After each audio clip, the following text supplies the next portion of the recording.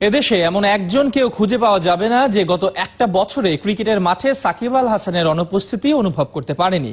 করোনার কারণে খেলায় অবশ্য হয়নি বেশি দিন, তবে ভারত কিংবা পাকিস্তানের বিপক্ষে টাইগাররা যখন খেলেছে, হেরেছে, তখন ক্রিকেট ভক্তরা ঠিকই মুখ ফুটে কিংবা নীরবে বলেছে, ইস যদি সাকিব থাকতো। আজ থেকে সাকিব আল হাসান আছেন কলার উঁচু করে লাল সবুজের প্রতিনিধি হয়ে। ফাহিম রহমানের রিপোর্ট। সেদিন ওই পাহাড় কেঁদেছিল নীরবে, মেঘের দলের ছুটে চলা বড্ড অভিমানে। সেদিন বঙ্গের সমুদ্রে গর্জন ছিল না, ছিল শুধু আর্তনাদ। বাংলার গগনে সেদিন তারা জ্বলেনি, আকাশটা ছিল ভয়ানক বিষণ্ণ। জলে একটা নক্ষত্রের পতন, মন খারাপের শহরে ক্ষণিকের তরে থেমে গিয়েছিল হৃৎস্পন্দন। পদ্মার পাড়ে ওই দিনের সূর্যাস্তে বেজে উঠেছিল কি এক বিষাদের সুর।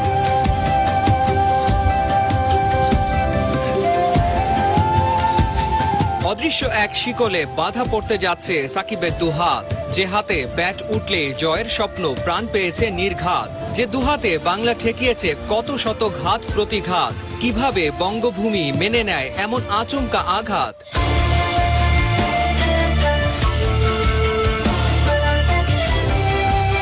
কেড়ে নেওয়া হলো 1 বছর ক্রিকেট খেলার অধিকার। ফয়সালা শুনিয়ে দিল ক্রিকেট দুনিয়ার দরবার। লাল সবুজে সেদিন নেমে এলো রাজ্যের অন্ধকার। সময় বহমান, অবশেষে প্রতীক্ষার অবসান। ফিরে আসছেন বাংলার জান, বাংলার প্রাণ সাকিব আল হাসান।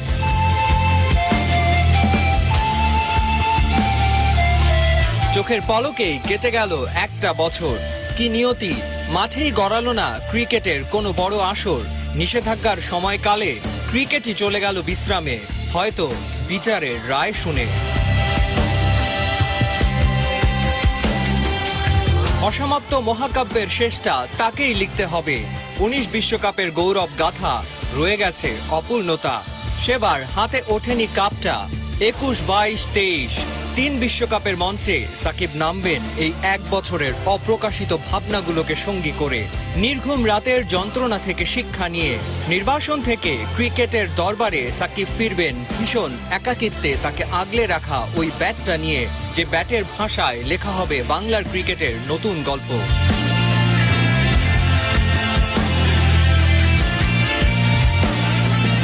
অনেক গল্প লুকিয়ে আছে একলা পথের পথে, অরণ্য, নদী, পাহাড়, পর্বত আর একটা আকাশ সাথে। সাকিব আল হাসান ফিরে আসুক বাংলার ওই পাহাড়ের স্থিরতাকে সাথে করে। সাকিব আল হাসান ফিরে আসুক বাংলার নীলাভ সমুদ্রের গর্জন নিয়ে। সাকিব আল হাসান ফিরে আসুক বাংলার অরণ্যের গান হয়ে। বাংলার ঘর, বাংলার হাট, বাংলার বন, বাংলার মাঠ, বাংলার মাটি, বাংলার জলে বেড়ে ওঠা সাকিবেই হোক বাংলার বিশ্বজয়, আমাদের বিশ্বজয়। ফাহিম রহমান, 71। সময় বহমান, অবশেষে প্রতীক্ষার অবসান। ফিরে আসছেন সাকিব আল হাসান। নিষেধাজ্ঞার মেয়াদ কেটেছে সাকিবের, চোখের পলকেই কেটে গেল একটা বছর। কি নিয়তি, মাঠে গড়ালো না ক্রিকেটের কোনো বড় আসর। নিষেধাজ্ঞার সময়কালে ক্রিকেটটাই চলে গেছে বিশ্রামে। যখন ফিরে এসেছেন তখন ক্রিকেটের ঠাসা সূচি। সাকিবের প্রত্যাবর্তনে খেলাযোগ তুলে ধরছে ফেলে আসা দিনগুলি, যত তার অর্জন আর গর্জন।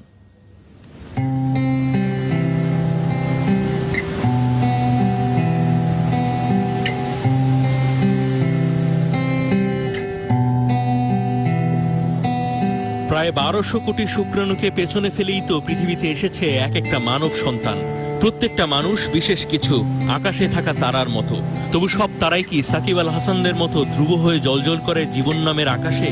বুকে বারুদের বাসা থাকলে, স্নায়ুতন্ত্রে চীনের মহাপ্রাচীরের অটলতা থাকলে তবেই না বিধাতা প্রদত্ত ক্ষমতার পুরোটা ব্যবহার করে সাফল্যের আলপসে ওঠা যায় সাকিবের মতো। ইংরেজিতে যাকে কিনা বলে বেবি ফেস। 2006 সালে অভিষেকের বছর দেখে তো বোঝার উপায় ছিল না মানসিকভাবে কতটা শক্তিশালী সাদামাটা ছেলেটা। ওই বছর কর্নেল লতিফের অধীনে কমান্ডো ট্রেনিং করেছিল বাংলাদেশ জাতীয় ক্রিকেট দল। দৌড়তে তো বটেই, পায়ের উপর চাপ বাড়াতে বসে বসে পাহাড়ের পর পাহাড় ডিঙ্গানো অসম্ভবে সত্যিকারের কমান্ডোরা যা করে তার সবকিছুই করতে হয়েছিল সাকিবদের। ওই ট্রেনিং এ সেরাদের একজন হয়েছিলেন সাকিব। মানসিকভাবে ভীষণ শক্ত, বিশেষ কেউ একজন আসছেন বাংলার ক্রিকেটে, প্রথম হয়তো বোঝা গিয়েছিল সেবার।